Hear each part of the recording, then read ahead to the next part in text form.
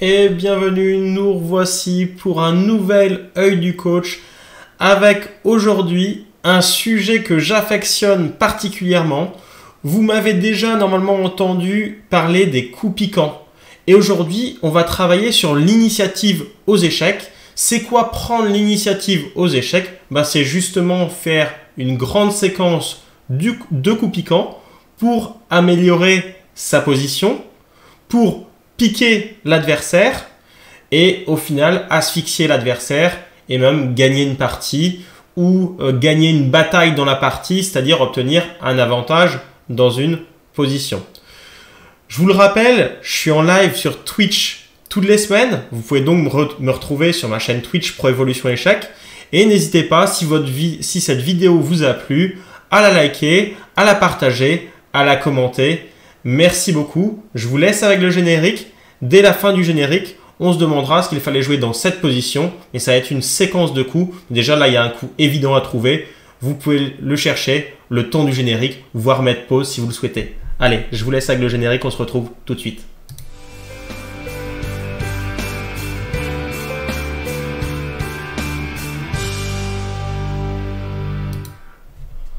On est reparti pour cette vidéo et maintenant on cherche à savoir ce qu'est l'initiative aux échecs. J'espère que vous avez trouvé le premier coup piquant de la séquence.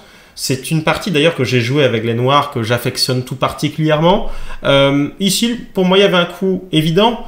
L'urgence peut-être de sortir le fou F8 et on pourrait jouer un coup comme E6 ou E5, mais ça ne serait pas la recherche de l'initiative. On va s'appuyer ici sur l'adversaire pour le piquer, lui faire mal et du coup, ne pas lui laisser le temps de respirer.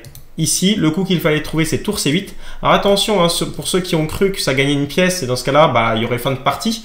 Ça ne gagne vraiment pas une pièce, puisque là, l'adversaire peut faire Dame F4. Dame F4 qui protège le fou C1, évidemment. Donc là, à nouveau, je peux faire E6. Je ne peux pas faire E5, hein, il y aurait Dame prend E5, échec. Mais E6, c'est pas un coup piquant. Alors, est-ce que vous avez une autre idée? Est-ce que vous avez le coup? N'hésitez pas à mettre pause à chaque fois. Ça va être assez rapide ce qu'on va faire. Et par cet exemple, normalement, vous devriez comprendre ce que j'attends de vous, particulièrement dans les ouvertures ou le milieu de jeu. C'est-à-dire, à chaque fois, vous vous acharnez sur l'adversaire. Essayez de trouver un coup multifonction, c'est-à-dire un coup qui vous arrange, vous de votre côté, qui vous permet de vous développer, remplir un objectif, mais qui gêne aussi l'adversaire. De la sorte, vous aurez cette réflexion double sens et l'adversaire ne pourra pas faire ce qui lui plaît. Là, le coup qu'il fallait trouver, c'est pour moi évident, c'est cavalier D5, le coup que j'ai joué dans la partie. Pour quelle raison? Parce que je tape encore la dame. Et la dame, maintenant, pour rester à la défense de son fou, n'a pas 10 000 cases. Si elle va en G5, je peux encore la chasser, il n'y a aucun intérêt. C'est la raison pour laquelle mon adversaire a joué dame D2. Dans cette position, il n'existe plus réellement de coup piquant. Il y a un coup qui l'emporte et c'est ce que je vais appeler un presque coup piquant. On va parler des coups pénibles. Allez, on dira ça comme ça. Mais ici, là encore, je pourrais jouer le tout petit E6. Je pourrais jouer E5. Ça irait avec l'objectif de développer mon fou F8. Maintenant, dans les dernières vidéos YouTube que j'ai faites, je vous ai parlé des plans. Et si vous ne les avez pas vus, je les mettrai en description, en dessous de la vidéo. N'hésitez pas à aller les voir en plus. Je vous explique la méthode pour réaliser un plan, la méthode scolaire d'un côté, et la méthode pratique dans une seconde vidéo pour aller plus vite en partie.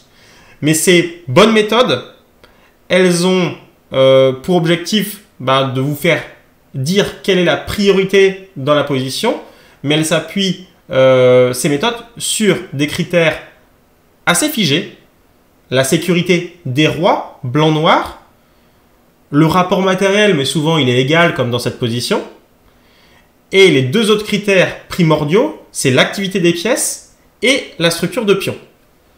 Par rapport à cela, je constate que je peux influencer ici la sécurité du roi blanc. Il a déjà un trou en G2. Et j'y vais.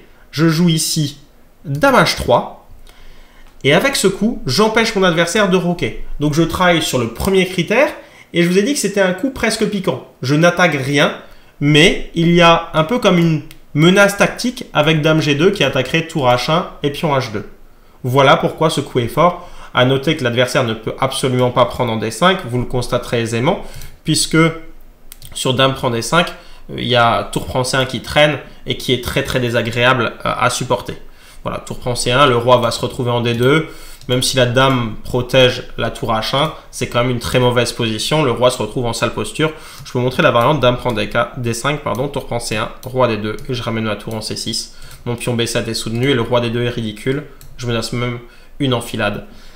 À noter que, comme je le disais, la tour, elle est protégée par la dame. Donc, pas de raison de l'échanger. Tour C6, c'est plus fort. Ça met le roi en insécurité. Donc, dans cette situation, c'est pas dame prend D5 qui a été joué par l'adversaire, mais cavalier C3. Cavalier C3, c'est normal. Pour une fois, l'adversaire n'était pas aussi asphyxié que d'habitude. Il en profite pour se libérer. C'est ça qui est assez intéressant. Maintenant, on va quand même toujours être dans cette sphère de coups piquants. Regardez la séquence. Cavalier prend C3, comme ça, on échange. Finalement, on défend dans certains sens le cavalier sans perdre de temps avec cet échange. Je crée d'ailleurs une faiblesse structurelle. Tout le monde aura remarqué le pion isolé sur colonne semi-ouverte. Donc, je vais lui faire mal à ce pion. Je vais le taper avec mes tours et ça va rendre des pièces esclaves chez l'adversaire. Et par ailleurs, là, je continue ma séquence de coups piquants avec un petit coup gratuit. Dame G2. Voilà, le coup gratuit, coup piquant, c'est le bon registre. Et ça oblige l'adversaire à jouer tour F1. Je n'ai pas relâché ici la pression en allant prendre en H2. Là, j'ai plus énormément de coups piquants à disposition. On pourrait imaginer Dame C6, mais la dame, je la trouve souple, c'est-à-dire qu'elle menace le pion H2. Elle peut aussi revenir sur la grande diago. Et j'ai préféré jouer pour l'urgence cette fois de la position. Là, la séquence de coups piquants est finie, mais la position est détestable pour l'adversaire. Et je vais continuer à lui faire mal avec le petit coup E6 pour le moment, parce qu'il faut alterner entre les coups piquants et les coups d'urgence, respecter quand même la priorité de la position qui est quand même à terme de roquet. L'adversaire a joué Dame D4 qui m'empêche de sortir mon fou, qui menace dans un certain sens le pion A7. Et là, plutôt que d'aller chercher le pion H2, et c'est compliqué, il y a le pion A7 en prise, il y a des échecs qui commencent à arriver, j'ai préféré jouer un nouveau coup piquant et en même temps de défense, Dame C6, je défends le pion A7 parce que si vous le prenez, il y a Dame prend C3. Et en même temps, coup piquant, je menace tout simplement C3. J'oblige mon adversaire, une nouvelle fois, à jouer un coup de défense. Il n'a pas le temps de faire ce qu'il a envie, respecter la priorité de la position. Il se retrouve à jouer fou B2, qui est un petit peu moche ici. Et là encore, un très joli coup à vous montrer. Cherchez-le à la limite, n'hésitez pas à mettre pause. Et maintenant, je balance tour D8. Et après ce coup tour D8, fou C5, je n'avais pas envie, il y a le pion G7 en l'air, vous le voyez, tour D8. Mon adversaire ne risque pas de prendre en A7, c'est beaucoup trop dangereux. J'avais alors prévu fou C5 et l'initiative est débordante ici dans cette position. On peut imaginer par exemple Dame A5 et là je vais quand même travailler peut-être encore la Dame B6. La Dame n'a presque plus de cases, Dame A6 et là je peux commencer tout au moins à travailler la position à travers peut-être un Dame D7 qui menace Dame D2. Bref, la position commence à s'envenimer, j'ai presque gagné. Alors, sur tour D8, mon adversaire n'a pas été pêcher ce pion-là, ce pion un petit peu empoisonné. Il a préféré jouer Dame F4. Et maintenant, je n'ai plus qu'à finir le travail. Il faut que je développe mon fou F8, c'est normal. Fou E7. Attention, il ne peut pas jouer le coup C4 de libération du fou B2 puisque je garde un œil sur fou B4 échec qui mènerait quasiment au mat ou à de gros gains matériels. Mon adversaire a alors joué tour D1 pour essayer de se libérer, pour essayer de créer une case de fuite pour son roi si j'échange la tour. Il pourrait peut-être s'échapper et j'ai roqué pour simplement regagner la colonne. Là encore, c'est très mécanique. J'améliore les pièces en même temps. Quand je n'ai pas de coup piquant à disposition, vous voyez que j'essaie de respecter la priorité de la position. Amélioration de mes pièces, sécurité de mon roi, tout en essayant de l'embêter et de contrecarrer ses plans. Tour prend D8, tour prend D8. L'adversaire a joué Dame C1 de peur de commencer à avoir des menaces de mat par Dame D5, Dame A4. Et là, Dame C4, amélioration des pièces. Coup piquant, pion A2, vous voyez, que des coups piquants dans cette partie. Là, l'adversaire, il ne savait plus trop comment défendre. Il n'a même pas joué Dame B1 pour essayer de défendre parce que c'est trop lourd, si vous voulez, à assumer. J'améliorerai encore mes pièces, par exemple, avec fou F6. Bref, c'est la galère, cette position. Il m'a donc cédé le pion que j'ai été prendre.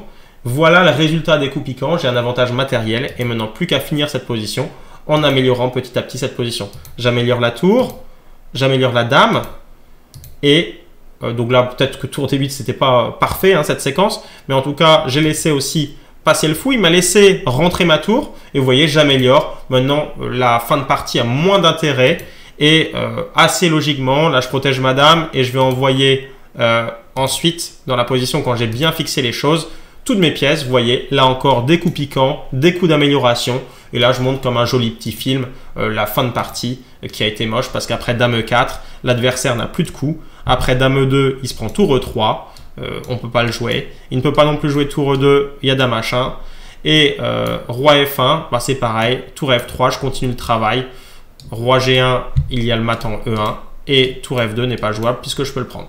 Voilà, j'ai passé vite en revue la fin de partie, mais ce qui m'intéressait, c'était cette philosophie des coups piquants. J'espère que vous arriverez à mettre cela en place, parce que vous savez tous qu'il faut se développer, vous savez qu'il faut améliorer vos pièces. Par contre, ce que je souhaite, c'est que vous le fassiez sur le dos de votre adversaire. Pour tout vous dire, le joueur que j'ai affronté était un joueur à 2100. On a vu qu'il n'avait pas vu le jour parce que j'étais précis dans le fait de l'attaquer, et il n'a pas eu le temps de respirer. Si vous empêchez vos adversaires qui sont plus forts que vous sur le papier de respirer, vous risquez de les ennuyer et de les faire déjouer. Et c'est là que vous pouvez les battre. C'est pas en attendant et en se protégeant comme ça, en ayant peur des adversaires plus forts sur le papier que vous arriverez à quelque chose. Non, il va falloir jouer tout simplement vos échecs et c'est ce que je vous souhaite dans vos parties. Je vous dis à très bientôt pour une nouvelle vidéo de l'œil du coach. N'hésitez pas à me suivre sur Twitch et à me laisser des commentaires pour dire ce que vous souhaitez dans les prochaines vidéos. Allez, à ciao ciao, bye bye.